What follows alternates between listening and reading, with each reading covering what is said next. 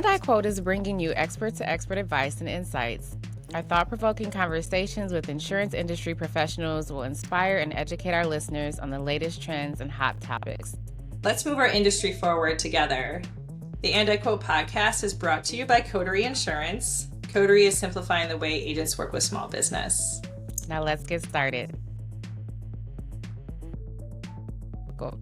Well, welcome to the And I Quote podcast. Very excited to chat with our guest today, Elisa Stampf. She's an amazing guest, co-founder and CEO of Insure Equality, which is a tech nonprofit that really seeks to create cultural change and enforce accountability in this insurance industry, and then also make the industry a more welcoming place for everyone. And so I love, that philosophy, and so really excited. And so Elisa joins us really today to talk about how Insure Equality was formed, and the enormous strides that the organization is making to really be impactful in our industry. So let's jump right in and get started. So Elisa, thank you for joining the podcast today. Really excited to chat with you. So I kind of want to start with you a little bit of your background and really what transpired in your career and just led you to create a plan for the nonprofit and then really bring it to life. I love hearing like the founder stories. It's fun, right? Yeah, I love it too. And I love sharing it. And for me, and I'll be honest, I think I've shared this on other podcasts too. I never started my career, much less my insurance career, with the intention of doing this. When I went into insurance in very early 2012, so it's been about 12 years now, wow. I was coming out of banking. I wasn't the biggest fan of it. I went there when I graduated because I was graduating in the 2008 market crash, so didn't have a lot of choice. Picked the spot, was there for 3 years. I was like, oh, I don't love this. And a friend of mine was like, why don't you try underwriting? And I went home and I Googled underwriting, and I was like, oh, I think I could do this. This is kind of cool. And so I started my career there, worked my way through. And I remember when I was in Michigan, Ashleigh, we were talking about having that Michigan connection. When I was in Michigan, I remember sitting at my desk going, man, I wish somebody would do something about this. I would join them, I would volunteer, I would help them, I would donate, but something's not quite right. Yeah. And I recognize that I have a lot of privilege in this industry wearing the skin that I wear. And there were a lot of ways that I didn't have privilege in that space. I was a woman in the industry. I was queer, but not out. And both of those things impacted how I walked around in the world and in the space. It wasn't until 2020 that I really started to sit down and take stock, not just of my life, but of my career. And I was like, what is it that I want to do truly? Because I didn't really feel like I ever had a choice going into anything, because I came out when the market crashed, and then I fell into the next thing, much like many of us do with insurance. And so I said, well, what is it that I can do now? Like, with my skills, with my talent, with my background, with my identity, what is it that I can do to hold a door open for somebody else? Yeah. And so the answer wasn't the nonprofit at that time. It was actually, I'm going to join the agency side. I've been on the carrier side for 10 years. But it was after 4 months, I'd been on the agency side, and there was this catalytic event that happened that completely shaped my world and changed me at my core.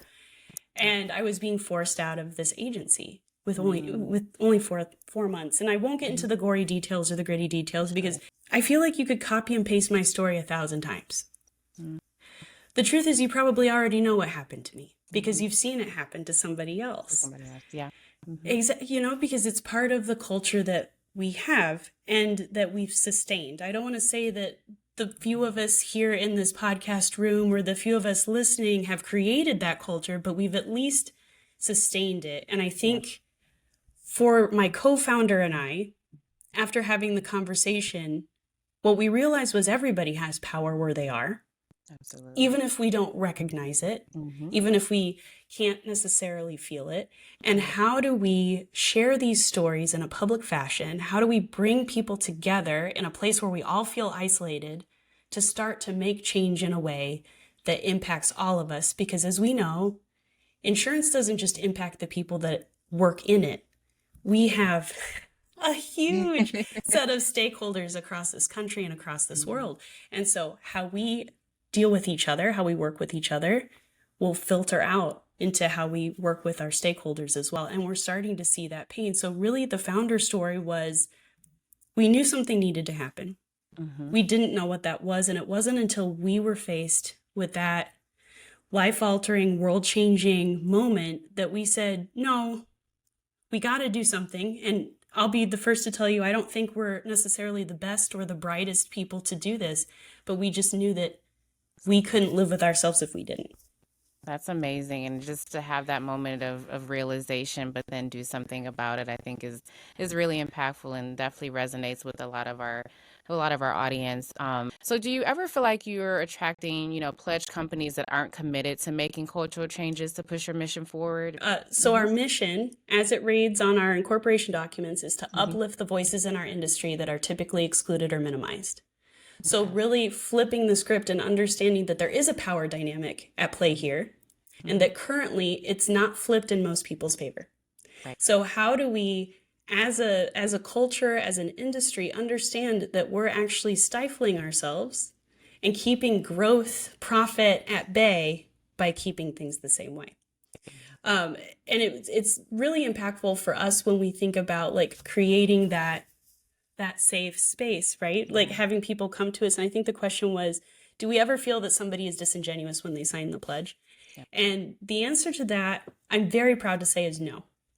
Amen. And the reason for that is because we were very clear in the pledge what it is that we wanted. And that is that we care about people more than profit. And the reason I can say this with so much confidence is because we've had so many people come to us say, oh yeah, we'll sign it. And then we send them the DocuSign. And the minute that they get it, they're like, yeah, maybe not. Maybe not. Maybe I'm afraid that this is going to come back to bite me, or that we're actually not doing the things and we need to do the things before we get there. Yeah. So first and foremost, I want to say this journey is always ongoing. But for us, we knew that we were walking into a situation, because we've been in this industry for years, that wasn't perfect. Yeah. And we ourselves are imperfect. So we don't expect perfection from anybody. In fact, we balk against that. We would much rather somebody show up and go, you know what, we've messed up this, and this, but we're going to try our darndest. That to me is somebody that actually cares, because they recognize where they're at. Right. So when we think about the safe space, something that I'm incredibly proud of is the fact that our presence in this industry has allowed for people to be all right with themselves and to share themselves with others. The common terminology we hear with that is coming out. And I'm doing my best to change my language around that, because I've heard someone say something that I really like, and that is letting other people in. Yes. Because it's not a declaration. So as somebody that is queer, it's not on you to accept me. It's on me to share with you. Right. And sense. So in the past year, we've had 4 people share themselves with us and others publicly because we exist. And so that to me is such a pride moment, because I was not out until I went to the agency side. And then that's when I had my big moment. I see. And so as I think about all of us that are carrying intersectional identities, some that are obvious, some that are not, that don't necessarily fit the typical bill that we think of when we think of insurance, it's so impactful to me to know that everybody can feel like they can show up with all of their parts. That is, something that, like you said, just kind of building upon your own experience and then being able to then empower so many others. What a huge impact that has had, and truly putting the pledge behind it too, because I think that is what is really impactful as well. So, with that, they take the pledge. Obviously, like you said, there's the process. Then how do you ensure that those companies are then they're accountable online versus whether that's in the agency space, InsurTech digital space, because obviously, insurance, there's the traditional model, but then there's a lot of change that's happened. So how do you ensure that they're staying accountable to that pledge? I love these questions. These are so good. No, seriously, these are the questions that I wish more people would ask, because it's part of the strategy and the background of what we built when we first launched, because we said to ourselves, okay, so how do we know that somebody is actually going to care and they're not just signing it to sign it? That was a question we asked. So we were very intentional about that. And then as we get to the other piece of it is like, how do we make sure that we measure this? Because sure, you can sign a pledge and then like have it sit on a website, creating a backlink for 5, 10, 15 years, but is it actually doing anything? That's where Phoenix was born. So my co-founder, who I affectionately called the mother of Phoenix, Kylie, the mother of Phoenix Ortley, I love that.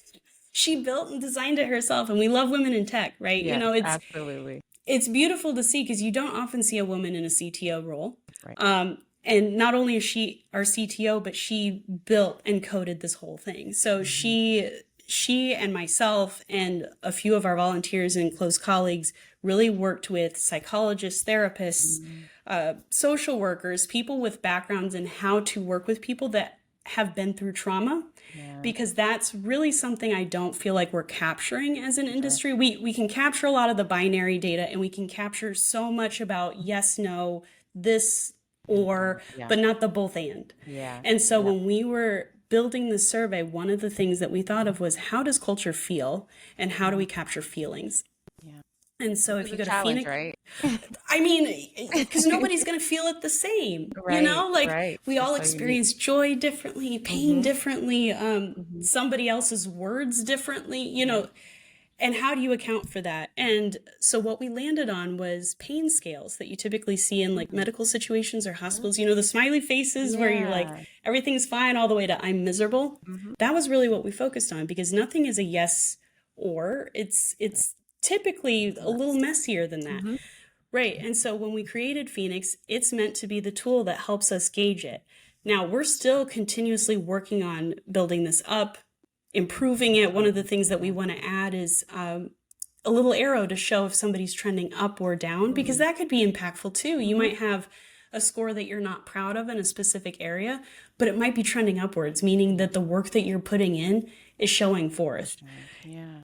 And so what I want to be clear about too, because we often get this piece of feedback, oh, well, you're trying to police the industry, or, you know, like what's a good score, what's a bad score? The score is what the score is. You're not trying to get straight A's. This is not a grade situation. The goal is to understand where you're at and to know that, just like we were talking about how we might experience a person or an event differently, somebody's going to interpret and experiences those scores differently too. And not everybody has the same values. So we have seven different metrics we're looking at. But what's important to me in a business may not be important to you or to Paige or to somebody else. And so what we really want to capture with what we're doing is not just how it feels to the people that are there, but how can people that aren't in this industry right now find their best fit? That's incredible. And I think it's kind of interesting because, you know, you talk about backgrounds. I like to say like stumbled into insurance, but also didn't know what to expect in certain areas. But I think some of the glaring, you know, obviously things were that it was not as diverse as other industries that I've worked in. And so, you know, having something like Phoenix where that's really, you know, it's addressed on a nuanced basis, right? And like you said, unique to each individual. So, I mean, tell us a little bit more about Phoenix. I know it's one of those things like, you know, if our audience is listening, they're not super familiar with it. And you kind of touched on like some of the what goes into it, but just how it's developed, and then even the scoring. You touched on that a little bit, but you know, sometimes you see a pending score. What does that mean? And then, you know, how many company reviews does a company need to kind of see a result within Phoenix? You're hitting hard-hitting ones. Yeah. When it's pending, we don't have scores yet. Okay. We typically need at least a couple of scores to put something together. We try not to issue it with just one, because what we don't want is a company to go, oh, wait a second, we have one, who did it? And then try to find that person. As people that have often been either in a small or a large company, we wanted people in the small company to be able to hide just as much as in the large company, because really how you feel isn't up for debate. Right. Like how you're experiencing something isn't up for debate. And so what we don't want is people going, well, this is a problem, we look really bad, we should fix it. Yeah. This is information, you know, and if you feel some kind of way about it, then that probably tells you that you have room for improvement, but it's not meant to bludgeon you or say that you're really bad at it. If you look, almost all of the companies are doing really great in some of the same areas and really not great in some of the same areas too. So what we're noticing are trends across the industry. And I will go into like a couple more of the data pieces of it for you, because I think it's highly fascinating, some of the data we're getting back that is either confirming what we felt or taking us in a different direction. And one of the pieces that I found really interesting throughout this whole experience was it didn't matter if you were at a huge corporation, a mid-sized company, or a small agency. Where you were didn't matter for if you felt like you belonged.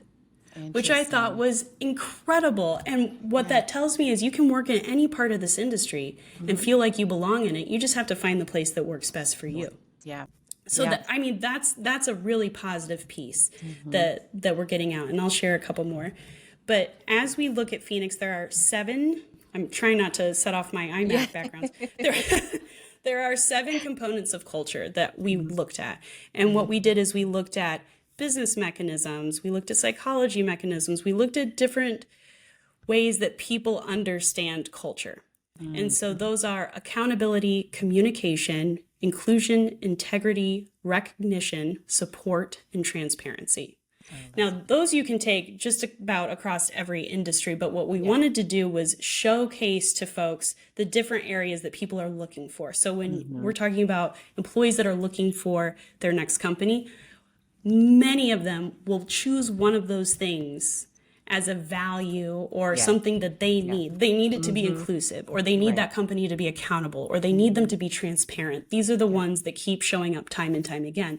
So that is what we used. And then we actually worked with Athena Actuarial, their consulting firm, to get that calculation just right. So this isn't just something that we built in an Excel spreadsheet and we were like, okay, let's add here and subtract here. No, we spent some time on this because what we want to be able to do with this information is not just give people a way to investigate what's going on in their company and improve it, or help a job seeker find their next home. Right. We also want to be able to give data to this industry. Yeah.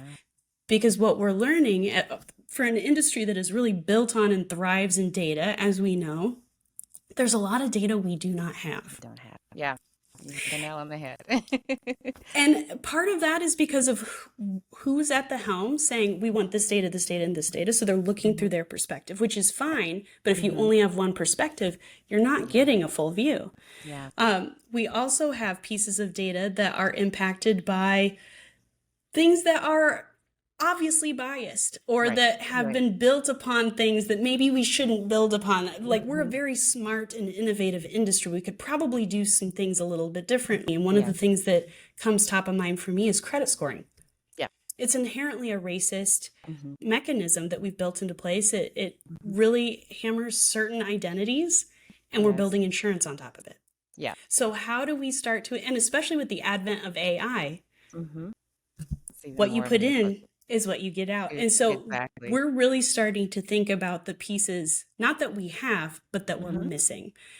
So we're working with University of Chicago in their Board Fellows program. This is our 2nd year working with them. And that's one of our projects, is to figure out, what are we missing? Who aren't we serving and why? Yeah. And how do we get that data to the rest of the industry?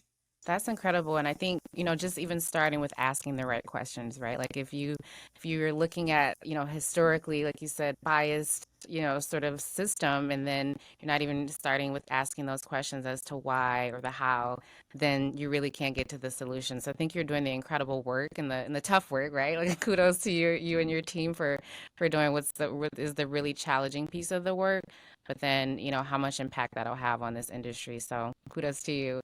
And I love that is a saying that, you kind of say is getting comfortable with the uncomfortable is a common saying, right? We hear that a lot in the DEI and equality space. But, what does that mean for your organization? And if you can even share any examples or any things like that where you've, really like stuck to and addressing these situations for your partners or for others. Of course. Yeah, this one's a big one for me. As not just somebody that's doing this work, but as somebody that has been through the tough stuff with myself. I think that's the hard part about DEI that we don't often talk about. And as somebody that is a white person, that was a very difficult journey for me to go on, and one that I arrived at much later in life than I'm proud of. But what we don't often address in DEI is that part of this work is internal. In fact, that's the work you should be doing first. Absolutely. Yeah. And that was something that I wish that I knew like 10 years ago, because here I thought, oh, you just show up and you help, but you can't help when you're not fully there. Yeah. And so you have to get right with yourself, understand yourself, what your values are, what makes you tick, and be able to look yourself in the eye before you can start moving forward, knowing full well that you're going to mess stuff up. Right. You're going to mess this up. I think, right. I feel like that's a part of DEI that doesn't get talked about often either, because I think it's so easy for somebody that works in DEI, and I try to be very conscious of this, but I know that I do it too. We'll get out there and we're like, we should be doing this, we should be doing this. And I'm inundated in it every day, right? I'm soaking in it. I'm living it. I'm reading the books. I'm in the articles. Yeah.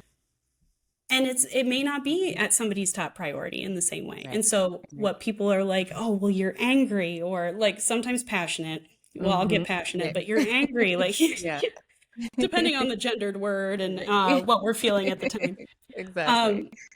But the goal with being uncomfortable with the uncomfortable is not to feel gross, it's to understand that you're capable, that you're capable of so much more. I think about, like, we use a lot of sports terminology in insurance, right? Yeah. I mean, Love it yeah, or we can hate shake it. our, Yeah. love it or hate it, it's there. Yeah. Same with military terms, and I'm a military brat, so I'm doubly affected there. But using a sports analogy, you wouldn't show up to football practice or soccer practice or baseball practice, whatever sport you're in, and just expect to be good day one. Yeah. Not at all. You also, no, and you also wouldn't expect to go there and not experience pain or a bad day or a pulled muscle that you have to heal from. All of that is true in DEI. Yeah. And so when we think about DEI, the part that's the iceberg that's under the water is this internal work. And that's really what it's about. And part of that is on us. So we try to practice everything that we preach. So one of the things that we're doing is we have a certification that you can either take as a company or an individual. It's great leadership development. This is one of the projects that we worked on with the University of Chicago. And the goal with this certification, with this program, is to partner with that Phoenix data, but it's to also help you excavate all the layers of who you are as a person and all the layers of the person you want to be as a professional, whether that's with your whole company or whether that's you as an individual. Sure. So you're in there understanding your personal mission, value, your personal mission, vision, and values, who the stakeholders are in your life or in your business, how to access them. And you have weekly coaching that goes with it. So it's self-study, and you'll have other people around. And so we were baiting this process, and one of the things is, like I said, mission, vision, values, and we're a young organization, right? We haven't been around for ages. So we're sitting there doing the mission, vision, values, and like as a co-founder, I'm like really proud. We're gonna breeze right through here. Everything's gonna be great. And we get to the values and somebody raises their hand and they're like, you know, I really don't like this value. And I was like, wow, ouch. Okay. That does, you know, like I had to sit with that one for a second. Yeah. But then after reflection, first of all, we did, just to not bury the lead, we did end up changing the value. We changed it right there on the spot. The original value was we're squishy, which would represent where, I get it now. Like at the time we were like, oh, come on. But it was cute when we developed it because it was allowing us to go there, be like vulnerable with each other. And we were like envisioning like a stuffed animal. Yeah. The person on the team that was with us was not the same size that we were and said, I would never want to put something on me that said I was squishy. And I was like, wow, thank you for that. That was a miss on our part.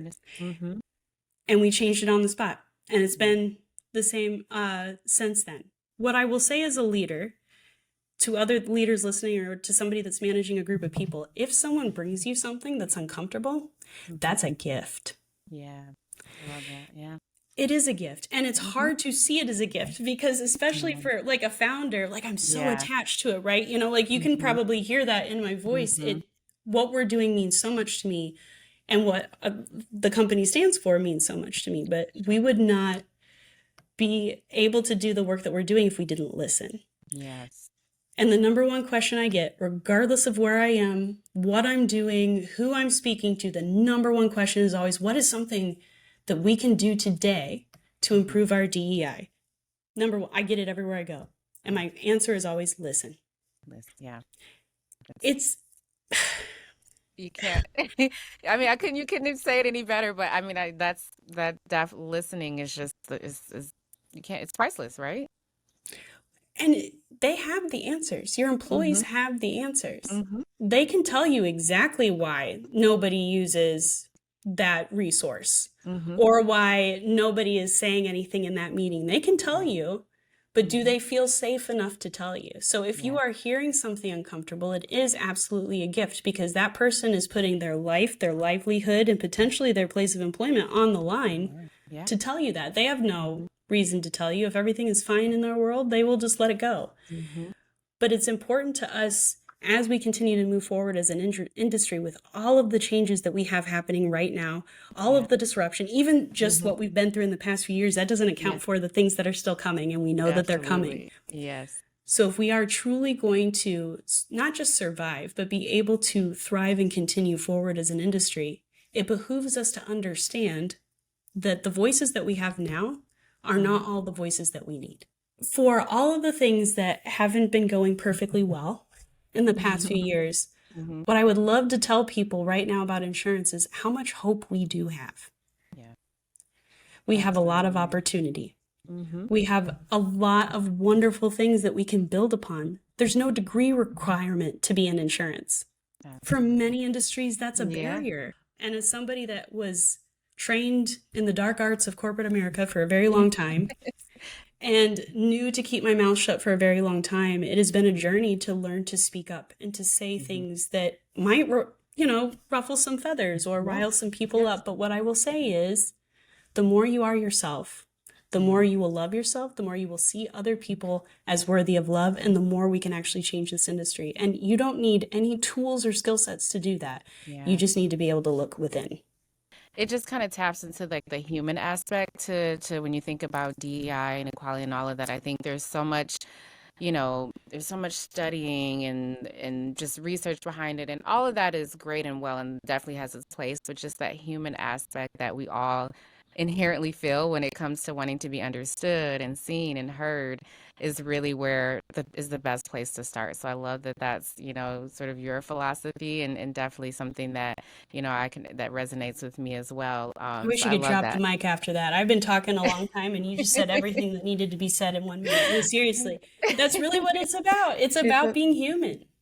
It truly is. And I love, just that's something that your organization is, is really focused on. So, but yeah, I'd love to kind of end things with thinking about, obviously we're kind of at the start of the year, if whoever's listening to this podcast. So where is Insure Equality going? Like, what's one of your big, it could be a big pie in the sky or just a small, just something that just means a lot to you for 2024. Oh my goodness. Well, I'll give you both. I'll give you pie in the sky and I'll give you something that means something to me. What means something to me is all of the people that we have showing up that are on the earlier end of their career. That to me is so impactful. And it doesn't matter how many people do it. The fact that we have so many people coming to us going, yeah, I want to be a part of this. I want to figure out how to get into insurance and make change.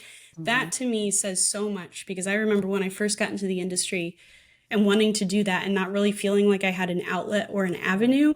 And it feels so incredibly impactful. So there's going to be a program that we're launching hopefully around March that will speak to that.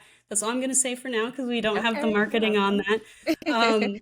But it's really cool because we have what we used to call a junior board. They've since changed their name. This is another example of we didn't necessarily get everything right. And so our junior board sat down. They're like, we don't like this name. And I was like, okay, what do you want to change it to? And so they voted. They had a whole process. They're now the Rising Leaders. But we have an application process for folks, and somebody filled out the application. She's legacy. Her family's been in insurance for 3 generations.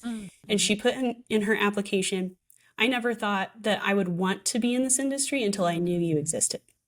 Those are the moments that I live for. But when we talk about pie in the sky, we hosted our very first summit last year at the end of the year. And it's, I've never planned events before.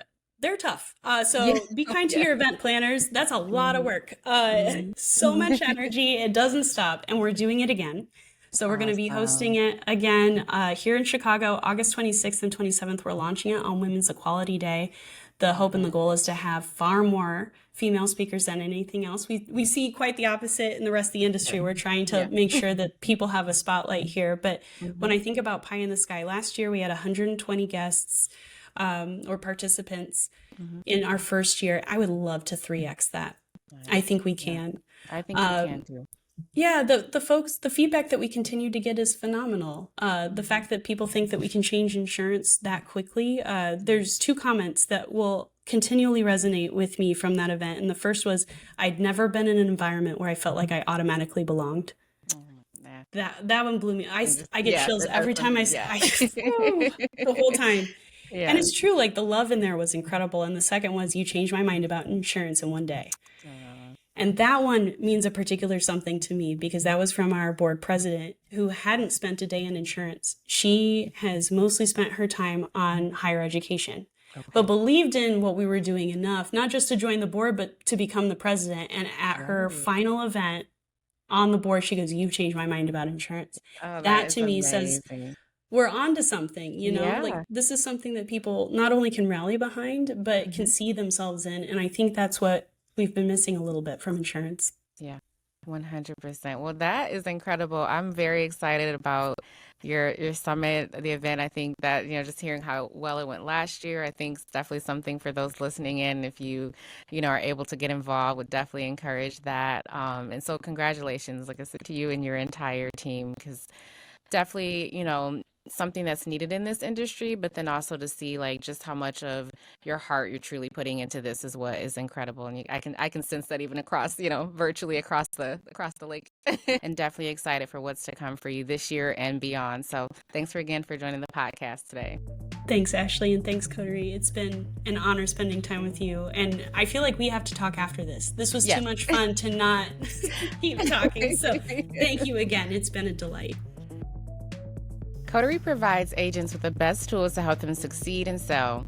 Coterie loves to write 80% of all small commercial businesses, but what classes are those? Are you a Coterie insurance agent or partner?